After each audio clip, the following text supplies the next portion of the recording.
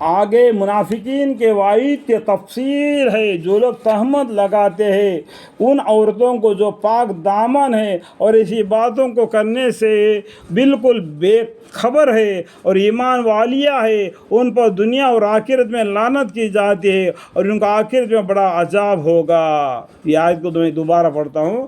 آگے منافقین کے بارے میں بولتے ہیں، وعید کی تفصیل ہے۔ جو لوگ تہمت لگاتے ہیں ان عورتوں کو جو پاک دامن ہے اور ایسی باتوں کے کرنے سے بالکل بے خبر ہے اور ایمان والیہ ہے، ان پر دنیا اور آخرت میں لعنت کی جاتی ہے اور ان کا آخرت میں بڑا عذاب ہوگا۔ جو تہمت لگاتے ہیں ان کو، جس روز ان کے خلاف میں ان کے زبانیں گواہی دے گی اور ان کے ہاتھ اور ان کے پاؤں بھی گواہی دیں گی ان کا کاموں کا جو کہ یہ لوگ کرتے تھے۔ دیکھو کل قیامت کے دن آپ نے سب سے پہلا بائیں پاؤں کا جو یہ ہے نا گھٹنے کے اوپر، اس کو کیا بولتے ہیں، یہ جواب دے گا۔ اس کے بعد میں اپنا پورا بدن جواب دے گا اس کے خلاف، اور نام اعمال بھی تو ہے دوسرا، اور اس دن منہ بند کر دیا جائے گا، اس کے ہاتھ پاؤں گواہی دیں گے اور اس روز اللہ تعالیٰ ان کو واجبی بدلہ پورا دے گا۔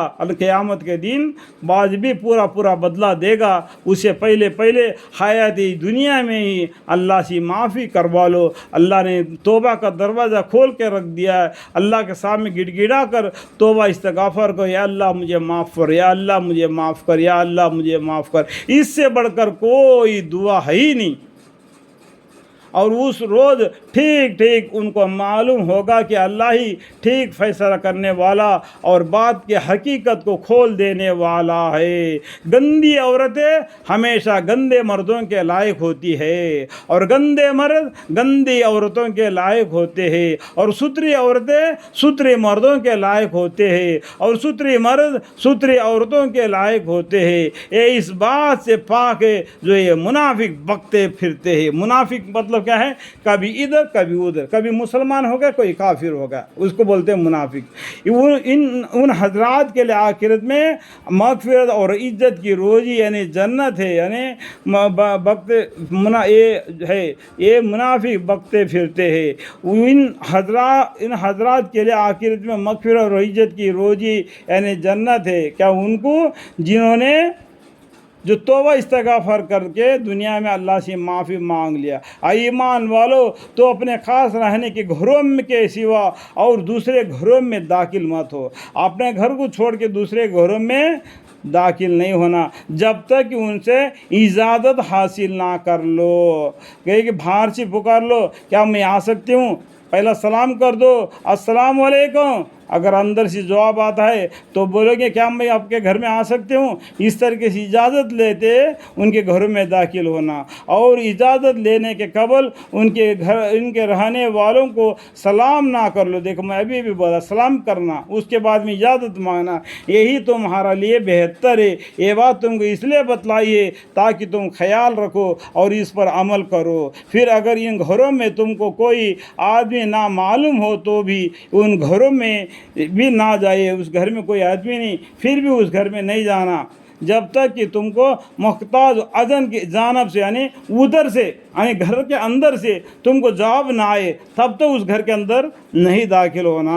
اجازت نہ دے جائے، اور اگر تم اجازت لینے کے وقت یہ کہہ دیا جائے کہ اس وقت کو لوٹ جاؤ تو تم لوٹ آیا کرو۔ جو آدمی گھر میں آنے کی اجازت مانگتا ہے، گھر کے اندر سے جواب دیتا ہے کہ ابھی اس وقت تو مت آؤ، لوٹ جاؤ اور آدھا گھنٹے کے بعد آؤ، وہ کیا معلوم ہے کس حالت میں ہے وہ، تو اس لیے آپ کو بول دیا گھر میں مت آ جاؤ، تھوڑا آدھا گھنٹے کے بعد آ جاؤ، تو وہ لوٹ کر آنا چاہیے، دوسرے گھر میں نہیں گھسنا چاہیے۔ یہ بات تمہارے لیے بہتر ہے، اللہ تعالیٰ کو تمہارے اعمال کی سب خبر ہے۔ اگر خلاف کرو گے سزا کے مستحق ہوگیں گے۔ خلاف کرو گے، اگر اندر والے بولتے نہیں آنا تو اندر گھس گیا تو کس حالت میں ہوں گے وہ کیا معلوم، تم ان کے سامنے ان کا پردہ پھاڑ دے گا۔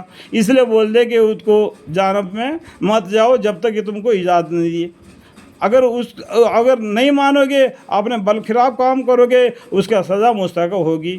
تم کا ایسے مکانات میں چلے جانے کا گناہ نہ ہوگا جن میں گھر کے طور کے کوئی نہ رہتا ہو، ان میں تمہاری کچھ برت ہو، اور تم جو کچھ اعلانیہ کرتے ہو اور جو پوشیدہ طور پر کرتے ہو، اللہ تعالیٰ سب جانتا ہے۔ یعنی کچھ گھروں میں تمہارے مال دبا ہوا ہے، چھپا ہوا ہے، کبھی تم اس گھر میں آتے جاتے ہو، اس ٹائم پر تم کو آنا جانا بالکل صحیح ہے۔ سب جانتا اللہ تعالیٰ، تمہاری سب کاموں کو، سب باتوں کو جانتا ہے۔ آپ مسلمان مردوں سے کہہ دیجئے، اللہ تعالیٰ بولتے ہیں، دیکھو سب سے پہلا اللہ تعالیٰ بولتے ہیں مسلمان مردوں کو، آپ مسلمان مردوں سے کہہ دیجئے کہ اپنی نگاہیں نیچے رکھے، اپنی نگاہ نیچے رکھے اور اپنی شرمگاہوں کی حفاظت کرے۔ اللہ تعالیٰ سب سے پہلا مرد مانے کو ڈراتا ہے، اس کے بعد میں اللہ تعالیٰ بولتے ہیں یہ ان کے لیے زیادہ صفائی کی بات ہے۔ بے شک اللہ تعالیٰ کو سب خبر ہے جو کچھ لوگ کیا کرتے ہیں۔ اور اسی طرح مسلمان عورتوں سے بھی کہہ دیجئے، یہاں پر دیکھو اس کے بعد میں بولتے ہیں، اور اسی طرح مسلمان عورتوں سے بھی کہہ دیجئے کہ وہ بھی اپنی نگاہیں نیچے رکھے اور اپنی شرمگاہوں کی حفاظت کرے اور اپنی جانیت کے موقع کو ظاہر نہ کرے، مگر جو اس موقع جانیت میں سے غالبانہ کھلا رہتا ہے، جس کے ہر وقت چھپانے میں حرج ہے، جیسا کہ سر پر کپڑے ڈالنا اور سینے پر کپڑا رکھنا، دوپٹہ بولتے ہیں اس کو، ہمیں وہ رکھ دینا، اور اپنے دوپٹے اپنے سینوں پر ڈالے رہے، یا اور اپنے زینت کے موقع مذکورہ کو کسی پر ظاہر نہ ہونے دے۔ دیکھو چھپے تھپا کے رکھ دینا اپنے زینت کو، مگر اپنے شوہروں یا اپنے محرم پر، یعنی باپ پر اور اپنے شوہر کے باپ پر، یا اپنی بیٹوں پر، یا اپنے شوہر کے بیٹوں پر، یا اپنی حقیقی علاقی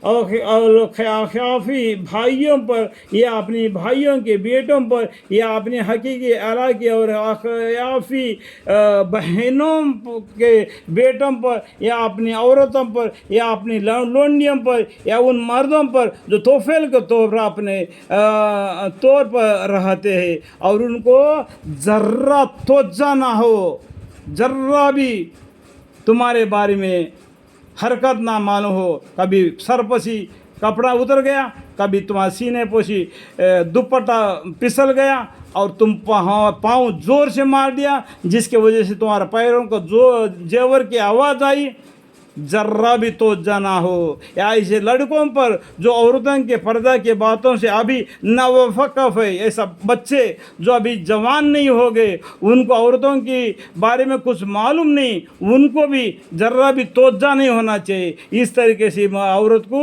اپنے گھر میں رہنا چاہیے۔ مراد غیر مرہم حق ہے، اور اپنے پاؤں زور سے نہ رکھے، جو ابھی بھی میں بولا، اور اپنے پاؤں کو زور سے نہ رکھے کہ ان کے مخفی زیور معلوم ہو جاوے۔ اور مسلمانوں، تم سے جو ان احکام میں کوتاہی ہو گئی وہ تو تم سب اللہ کے سامنے توبہ کرو تاکہ تم پناہ پاؤ۔ اللہم اغفر لی، اللہم اغفر لی، اللہم اغفر لی، اللہ